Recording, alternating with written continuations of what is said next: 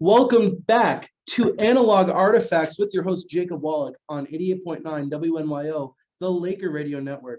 Today, oh my gosh, I'm so excited because today is Tally Hall Day on WNYO. And okay. So I got on the show today one of the best radio show hosts in the world. He's just so cool. He does a bunch of events. He's got this thing going on called Sonic Lunch. He's in Ann Arbor, Michigan on 107, and he's got this show on Sundays called Treetown Sound. I'm here with Matthew Altruda. Hi, Matthew. Jacob, what's up, brother? Thank you so much for having me on your show. It's an honor. Thank you so much. You're like my first actual radio show host guest, like host to host, and I think that's pretty cool. Host to host. So we're talking about my favorite band, and I'm pretty sure your favorite band too, Tally Hall. I don't want to speak for you. I don't know if they're my favorite band, but they're definitely one of my favorite bands. I don't think I could have my own favorite band, honestly. I completely understand that. Anyway, so Tally Hall, they were founded in like the early 2000s, around when I was born, which is weird to think about. They originated at Ann Arbor College, right? The University of Michigan. The University of Michigan, which is in Ann Arbor. My friend Jackson goes there. I should know that. Yes. Did you go to the University of Michigan too? No, I went to school in Ohio at Baldwin Wallace, which is a small private school in Cleveland. But I grew up a Michigan fan and live in Ann Arbor, and I absolutely bleed maize and blue. Mm-hmm. Kind of like how I'm a Green Bay Packers fan because my dad's from Wisconsin. Exactly. Yeah. Okay. So Tally Hall, around when they started, they were a college band. They had a bunch of at one point there was a different member. They have these cool colored for people who don't know Tally Hall. They have these cool colored ties, and each member wears a different color. There's Joe, there's Ross, there's Rob, there's Zubin, and there's Andrew, and they all wear different colored ties, and it's really cool. It's just neat. Okay, so I'm sorry, I'm excited. Anyway, early Tally Hall. How did you discover them, Matthew? I was working for Borders Books and Music, which was a giant superstore bookstore, but it was founded in Ann Arbor, Michigan. And I was working in the music department, and literally their album came in as a local music selection when it first came out, Marvin's, for us to carry in our stores. And I got a copy of it and I popped it in, and I was like, this is the next Beatles, pretty much. I fell instantly in love with the band, and started to go see them live, and their live shows were incredible, and all the rest is history. I mean, I was won over from the music. The music, my father describes it as very complex and fun, which is, I think, a great way to describe it. And I love listening to them. They make me feel happy when I listen to them, which is a great feeling to make you. Agreed. Also, what? I'm sorry. I was to say, I agree. I mean, they're incredible songwriters, Yeah. and it's captivating, and it's uplifting, and it's extremely well done at a level of musicianship. It just leaves you in awe. Plays by its own rules, and I agree with your dad's assessment. It's just really fun music. Yeah, it's just when I first heard it, I went basically reverse. So I started at Rob Cantor's album, Not a Trampoline, then worked my way back to Hawaii Part 2, then Good and Evil, and then I think I listened to Nature Tapes in between the first album and Good and Evil, and then I listened to the first album, and that's when I just knew this was just incredible music. I love the second album, but the first album so just distinct, and I love it. Agreed. I'm a big fan of Good and Evil too. When Good and Evil first came out, my first listen to it, I wasn't absolutely blown away at first. It's the more you listen, I think, right? Yeah, and then it got me shortly after. I mean, at that point too, it's I don't think a lot of new Tally Hall fans really understand that the way Ann Arbor perceives Tally Hall, because they were huge in Ann Arbor. Like they were selling out the Blind Pig. Like one of the biggest shows I saw, one of the local Ann Arbor festivals, Top of the Park, Tally Hall had, I mean, thousands of people there to see him. Like people in this city believed that Tally Hall was going to be huge. And like Marvin's was big at the college and locally. And then they signed with Atlantic and they put Marvin's out again. They re-released it under Atlantic. So think about like being a local fan. It's like you just spent like 2.5 years loving this band and they just released the same album again. We were like, what? Yeah. And then years came by. Good and Evil didn't come out until 2011 because of many things. But and that was like 5 or 6 years after a lot of the fans heard Marvin's. Yeah, because the original Marvin's came out in 2005. Yes. So 6 years later, we get our second album. Wow, that's crazy to think about. And then you got the single by the Biz Markie song. Oh my gosh, I'm drawing a blank. Just a Friend. Yeah, Just a Friend. And they would perform that at the end of concerts sometimes, right? Yeah, they would encore that and Freebird. They had their go-tos that they would do, Fat Boy Slim. But yeah, for the most part, I would say yes. And I want to take a lot of credit for Just a Friend getting released. You do? Yeah, I mean, I'm going to take all the credit for it. I tortured Ross for like 2 years because I had the recording and played it on my radio show for like 10 years. Wow, so like, it just wasn't out. I was like, Tally Hall is so hot right now. Like, release this single. People deserve to hear it.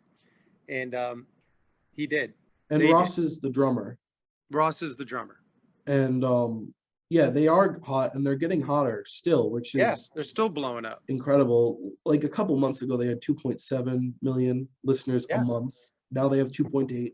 It's just they're growing consistently and they're getting huge, which is great. They have more plays on Spotify than people that have had #1 songs. Which is just crazy to think about, but it's awesome.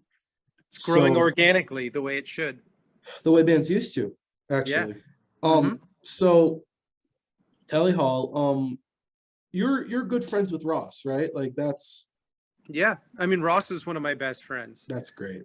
I DJ'd his wedding. I mean, I talk to Ross all the time. He's a spiritual brother of mine too, with everything. And I know all the guys in the band. That's great. I mean, probably Andrew and Joe the best after that, just because the West Coast boys have been on the left coast for a long time. Yeah. You know, Tally Hall moved to New York City in like 2007 from Ann Arbor, and then a lot of them went to the West. So, well, I'm an East Coast guy myself because I'm from New York and college in New York, and I love New York. But I love New York too. So basically, there's just a lot of history and a lot of time, and this all happened a long time ago. And where we are now, and they've been on hiatus. Yes. Well, sure. Yeah, I'd say hiatus is a good term for it. Yeah, since like 2011, right? Or since the end of the Good and Evil tour. Yeah, whatever that date is in Pittsburgh. And in Pittsburgh? Yeah, that was the last show. Pittsburgh, Pennsylvania. So, hold on. Sorry. I got a cough from allergies. Anyway, so time passes, right? Everybody's wondering, when's the new album coming out, I assume. And someone by the name of you starts Rally Hall. Yes. What is Rally Hall? So, I mean, Rally Hall, to give you an idea, is a play on, obviously, Tally Hall, and rally as in to rally the hall, which means to motivate the boys to get back together or to start making more music or to play live. The goal of it and the vision of it is to build gravitational pull and momentum. So think of it as an object of Tally Hall fans, and more it spins and the more people comes in, the more gravitational pull it has to pull the members together, to not leave them a choice. And it's really, since Rally Hall was started, Which It's was taken when? on a life of its own, which is what it's all about. And like the band knows it.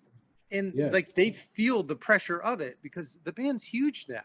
Like huge. Like if Tally Hall got back together and did 10 dates, like if they played like Chicago, New York, Los Angeles, Denver, Boston, Ann Arbor, like just a couple big cities, They'd be sold out they in would be 5 minutes. they'd be huge. And like they know it. That's And good for a them. lot of people have really reached out to them from the industry that love their music, from fans that said they saved their lives. So like they hear so many great things from it. Um, And they really take it to heart. they take it to heart. Of course they do. I mean, no one loves the music of Tally Hall more than them. Well, I hope. You know what I mean? It's like that's Yeah. their band. And Mhm. Tally Hall never officially broke up for a reason. You Because know? at some point, something might happen. Yeah. I mean, do I think, in my personal opinion, will they ever make music again? New music? I do. Like Really? I 100% think in the future they will make more music. Whether it's 10 or 20 years. No, I think it'll be sooner than that. Wow. I really do. I mean, they're all incredible musicians and songwriters. I don't think it'd be very hard. I mean, I would think to believe they probably could put an album together pretty quick with how much they write. So, Mhm. I mean, it's a lot of things need to happen. They're all in different places in their life. I mean, Zubin's a doctor, Ross is a scientist, Rob's working for Disney, Andrew's in New York producing music, and like he worked on John Legend's album. Like these people have That's crazy. full things going on, and Joe's doing great in Michigan. So, Yeah. um, there's so many moving factors with families and children and jobs and Yeah. life gets extremely more complicated when you have people all over the country and you're trying to get together to do musical things. But technology is also there Yeah. now. We're So talking on a computer right now, yeah, face to face. and I don't think they want to do it for financial purposes, but I think without a doubt it would make sense financially to invest in the studio. You know, making a good album costs like 75 to $100,000. Wow. You know, I think you can get by at like 50 something and have it sound pro at a real studio if so I mean it'd be a big investment for them to go all in on. So it's more than just meet me at my house, we'll record in the Yeah. garage. So do I think they will record music in the future? I do. Do I think they'll play a live show? I don't think is as good of a chance as putting out new music. Hmm. But once again, I mean, Ross has already agreed to me that if I book Paul McCartney at the University of Michigan Big House, that Tally Hall will open for them. So That's a if good I, opener. so, not that I can book Paul Oh. McCartney or have the keys to the Big House, but make them an offer they can't refuse, and they will not refuse. Yeah. I mean, What does Rally Hall do? It creates more momentum to put pressure on them. I constantly hear from Tally Hall fans, "Why are you torturing us? yeah. Why is Sonic Lunch torturing us?" And you know what? Sometimes it does hurt a little bit. Mhm. And but the reality is, showing that momentum that Rally Hall has to the band is so important that I'm not going to stop, because the vision of Rally Hall is to rally the band. Yeah. And if some people get a little upset along the way, I mean, that's okay. We'll get over it. We're in this together. No, I'm They won't be upset when the band is playing again. totally, and I'm friends with the band, but first and foremost, I'm a fan. Like I was going to Tally Hall shows like crazy before I was friends with them. Uh-huh. I drove to Ohio to see Tally Hall, and Wow. they would play 2 shows in one night at the Blind Pig, do an early all ages show for kids under 18. Then that evening would play an a 18 and up show, and I would go to both and Yeah. see the same show twice with different encores. It was fun. That's funny. So Rally Hall has its certain place, and I do think it's working, and I do think the band will put out new music in the future. Do I think there's a chance they don't? Of course. Do I think there's a chance they'll never play live again? Of course. But I think they want to play live, I mean, they're musicians. I mean, Ross's favorite place to sit is at his drum set. I guarantee Yeah. it. And So last summer he got his Tally Hall drum set back. That was huge on Twitter. totally. I mean, how long do you think it's going to take for Lollapalooza or Coachella or one of these big festivals to be like, hey, Tally Hall, here's a couple $100,000, play our festival? I mean, like, they're worth that compared to what some Yeah. artists get for festivals. I mean, if Lollapalooza made a big offer for Tally Hall, they probably would get them. And with that, we'll be back. I just gotta put us on a little short break, and then we'll be back with Matthew Altruda, and we're having a great conversation on WNYO. See you guys soon. We are back once again with Matthew Altruda on the topic of Tally Hall, my favorite band, or at least one of them. But we're back. We were talking about Rally Hall, and you do a lot of cool things, Matthew. Thank you. One of those things being a little concert, a weekly concert all summer called Sonic Lunch. And right now, for all the people who aren't me, you've got a bunch of cool posters behind you with just a buttload of signatures. And that's really cool. I can't say that I have those. So, what is Sonic Lunch? And Sonic Lunch is a free concert series that's held every Thursday, June, July, and August at lunchtime. And it's put on by the Bank of Ann Arbor, who I work for and do marketing and the talent buyer for Sonic Lunch, the curator of it.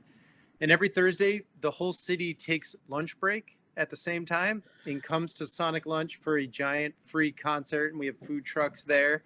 And the goal is you're at work, you're stressed, it's a summer day. It's like, I'm going to leave work, walk down the street, and go see a huge concert.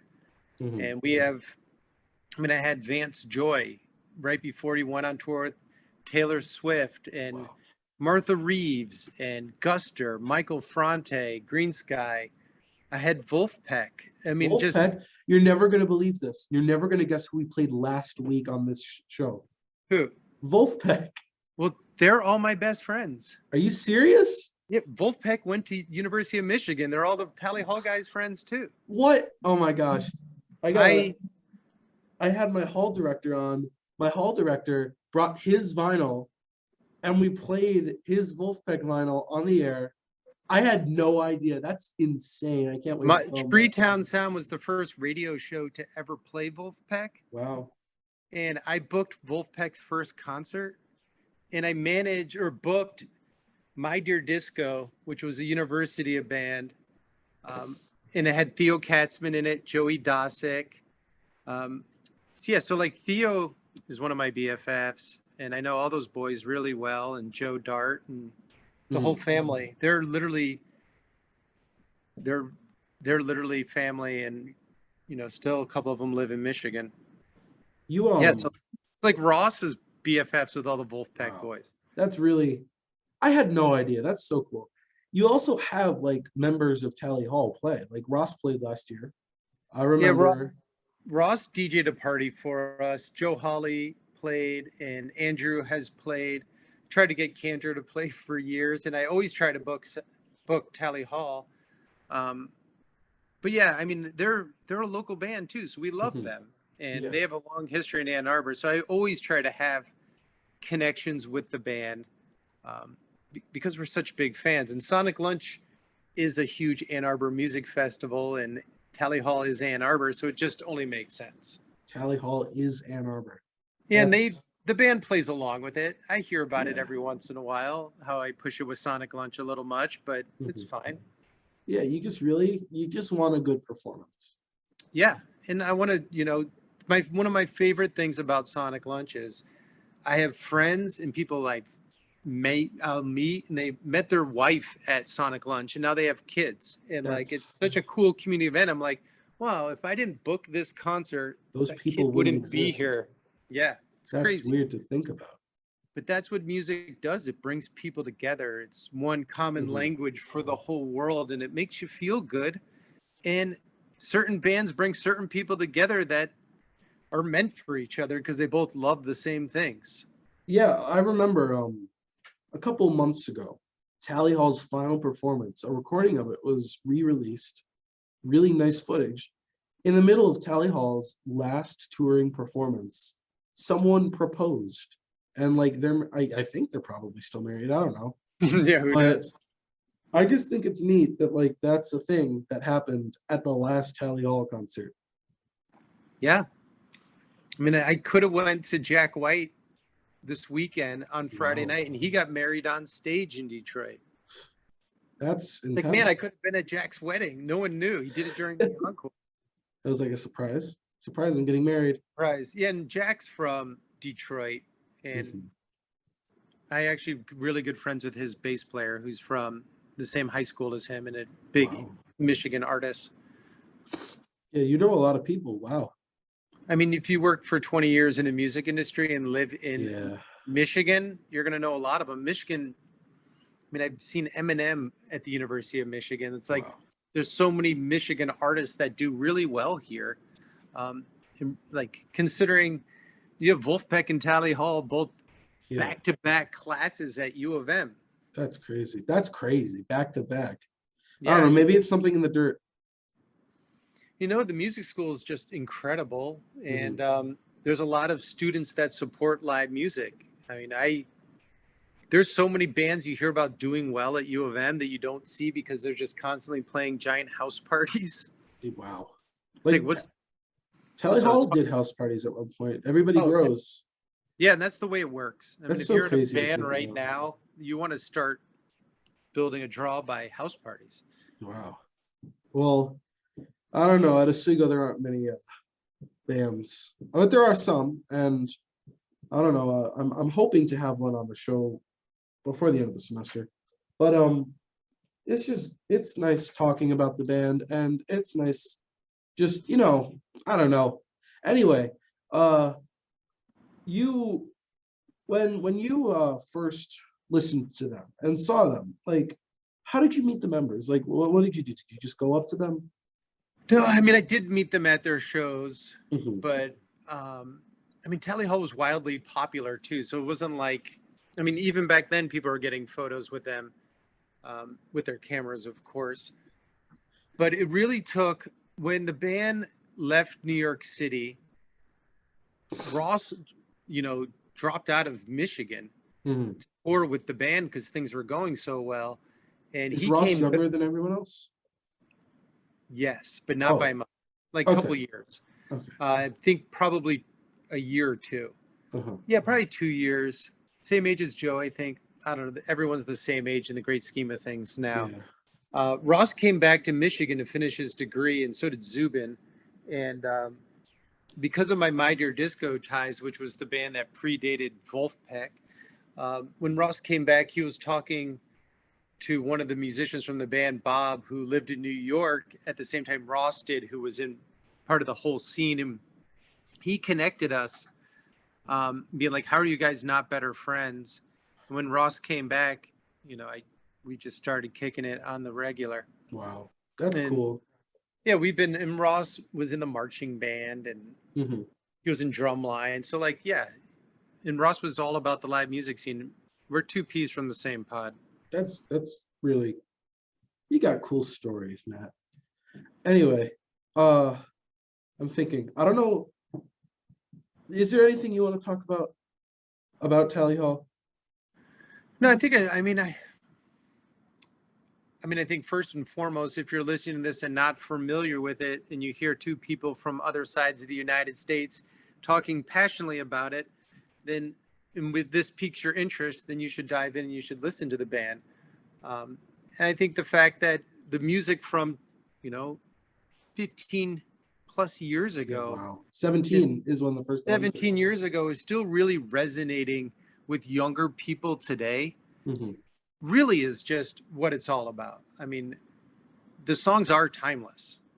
Truly. And I always talk to musicians, and when I do, when they're putting out new music, I'm always like, just remember, once you release this song, you don't own it anymore. The listener does. And Mhm. maybe you're singing the greatest love song of all time, but maybe when they hear it, they're thinking about their cat.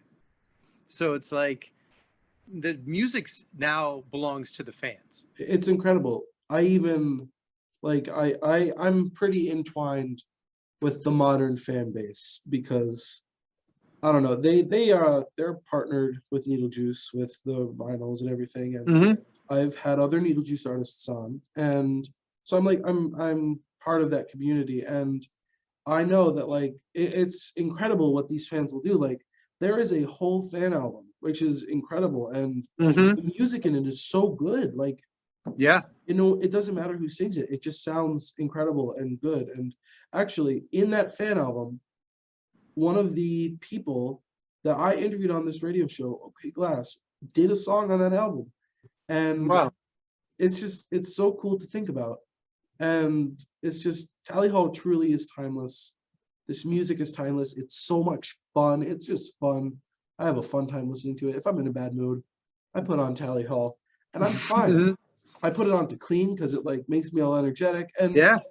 it's just with that, I think what we're gonna do is we're gonna go on our middle of the hour break, and then we're gonna play the vinyl. And I'm sure that everyone listening will love this album as much as I do. And if I'm wrong, I'm sorry. I don't know what else to say, but it's really good. It's really good music. So thank you so much for coming on the show, Matthew. Jacob, incredible. I really appreciate you having me on. Rally Hall. Rally Hall. Anyway, with that, the break, Rally Hall.